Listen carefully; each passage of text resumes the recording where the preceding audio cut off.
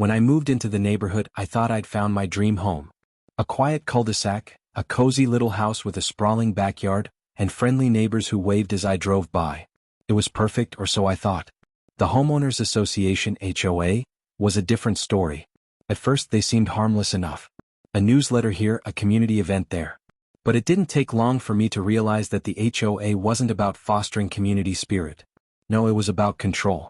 At the center of it all was Linda, the self-proclaimed queen of the HOA. She ruled with an iron fist and a clipboard, doling out fines for minor infractions like leaving trash bins out for an extra hour or planting the wrong type of flowers in your garden. I kept my head down, followed the rules, and paid the occasional fine. But then Linda overstepped. It started with a letter. "Dear Mr. Carter," it began, in that overly formal tone only bureaucratic nonsense could manage. "We regret to inform you that your backyard shed is in violation of HOA guidelines." I frowned, reading the letter twice. My shed? The one that came with the house? Apparently it was an unapproved structure, and needed to be removed within 30 days, or I'd face escalating fines. I wasn't one to back down from a fight, but I also wasn't about to act without knowing my rights. So, I dug into the HOA's rulebook, a tedious, jargon-filled document that Linda probably slept with under her pillow. After hours of reading, I found the clause in question. It was vague to say the least, but technically my shed wasn't compliant. Still, something about the letter felt off. Why now, after all these years? The answer came a few days later when I overheard Linda talking to another neighbor at the community park. "That eyesore next door to me needs to go," she was saying, her voice dripping with disdain. "I'm tired of looking at it." Next door. My shed wasn't just any shed, it was the one Linda could see from her backyard. I clenched my jaw and walked away before she could notice me. If she wanted a fight, she was about to get one. The first thing I did was research. I dove into local property laws and zoning regulations, learning everything I could about what the HOA could and couldn't enforce. What I found surprised me. While the HOA had some authority, there were limits to their power, limits Linda seemed all too happy to ignore. Armed with this knowledge, I decided to comply, but not without a plan. I drafted a letter in response, agreeing to remove the shed but requesting a detailed explanation of the violation and the approval process for a new structure. I included a request for all fines to be paused until the matter was resolved, citing a clause in their own rulebook that Linda had likely hoped no one would notice.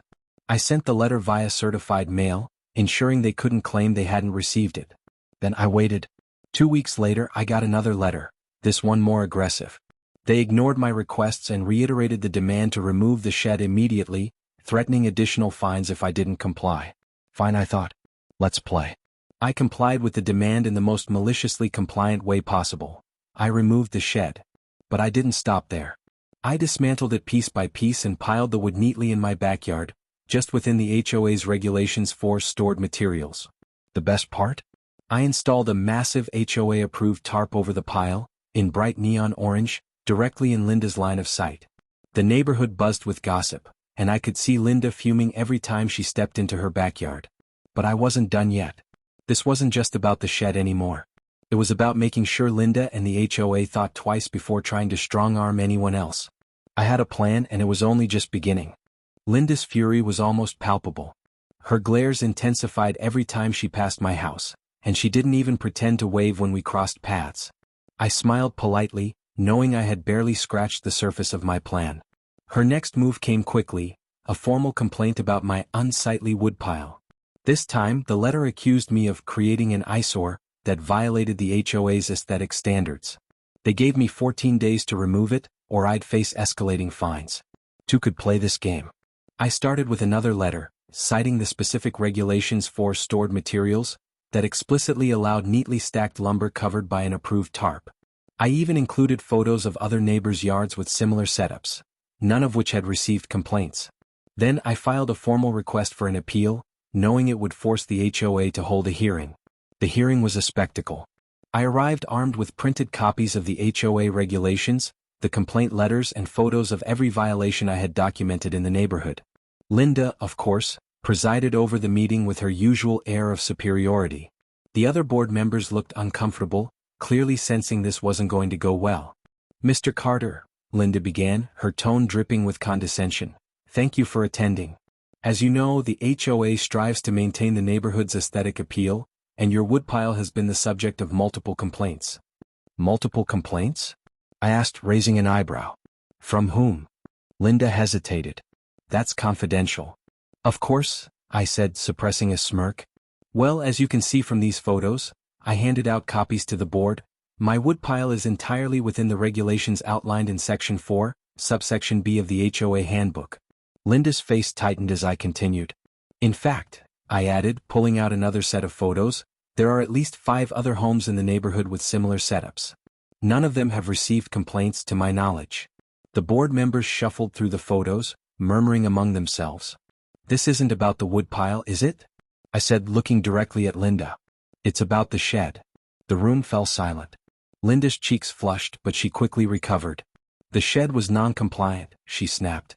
And I removed it as requested, I replied calmly. Now, if there's no actual violation, I'd like this complaint dismissed. The board voted and the complaint was dropped. Linda's expression was priceless, a mix of rage and frustration. But I wasn't done yet. I knew Linda wouldn't stop coming after me, so I decided to take the fight to her. I started attending every HOA meeting, quietly observing and taking notes. It didn't take long to uncover a pattern. Linda wasn't just overzealous. She was selectively enforcing the rules to target people she didn't like while turning a blind eye to her friends' violations. One neighbor's boat, parked in their driveway, was technically prohibited, but Linda never said a word. Another's garage had been converted into a workshop that clearly violated noise ordinances, yet Linda seemed oblivious. The hypocrisy was staggering.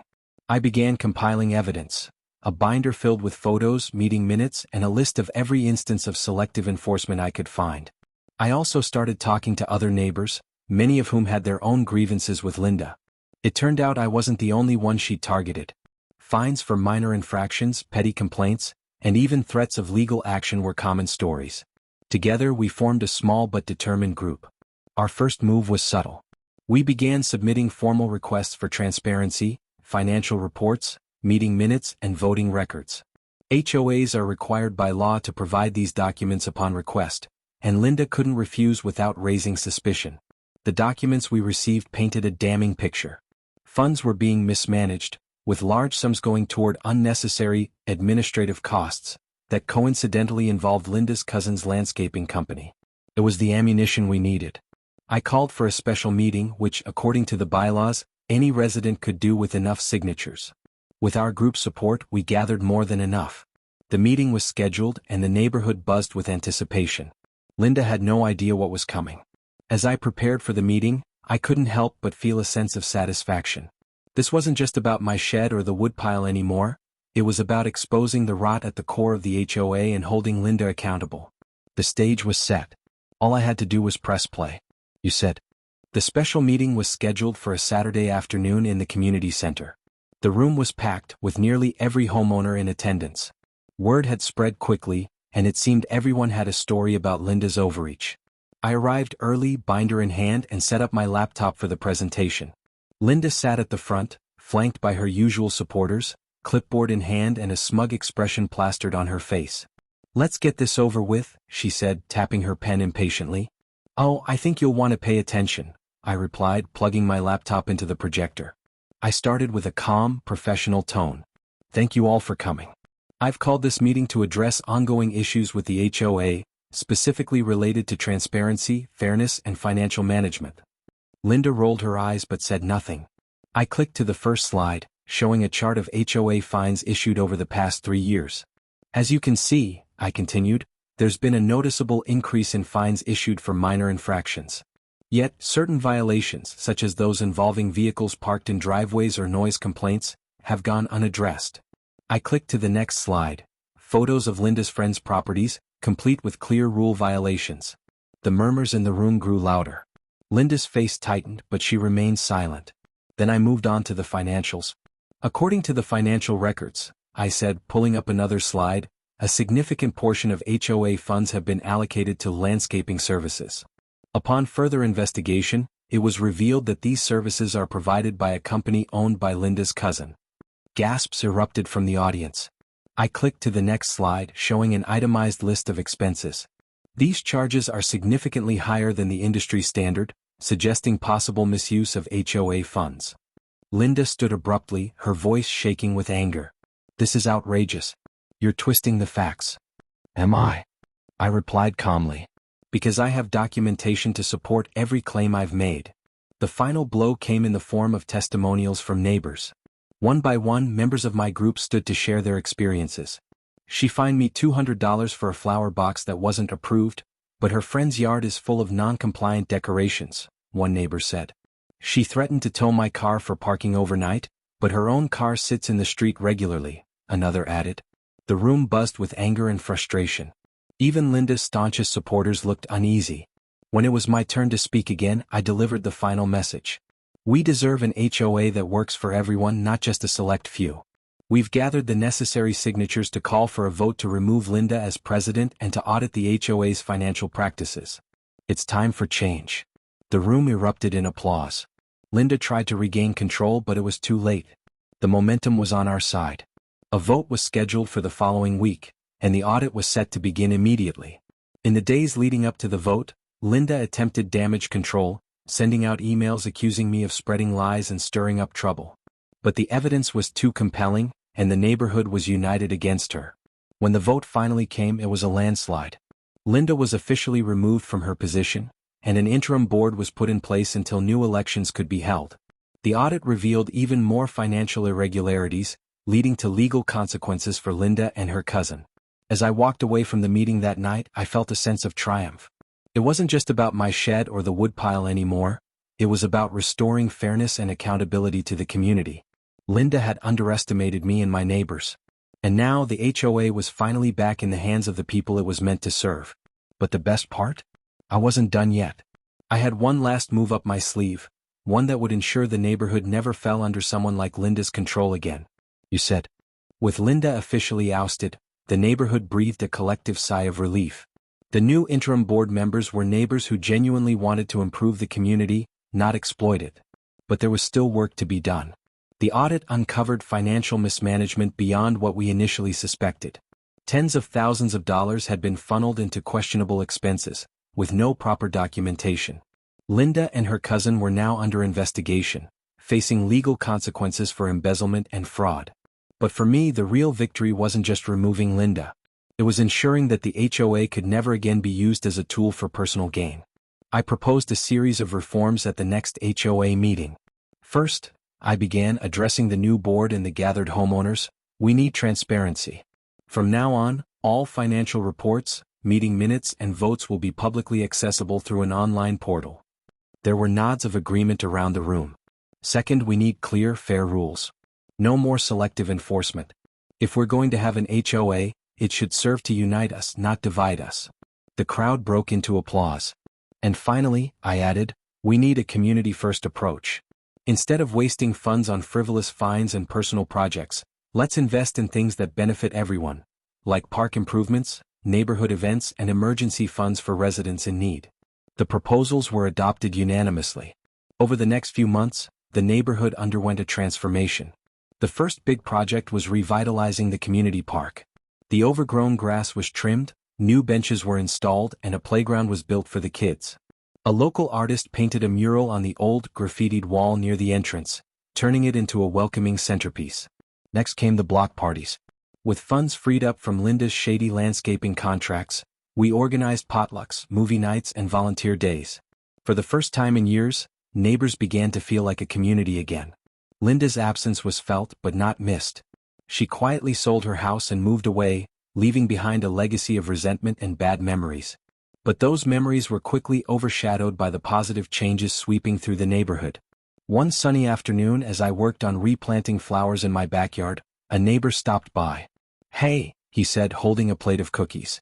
"Just wanted to say thanks for everything you've done. The neighborhood feels like home again."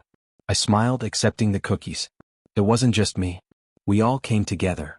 The true highlight came during the annual HOA meeting, where I was asked to run for president. At first, I hesitated. After everything I'd been through, I wasn't sure I wanted the responsibility.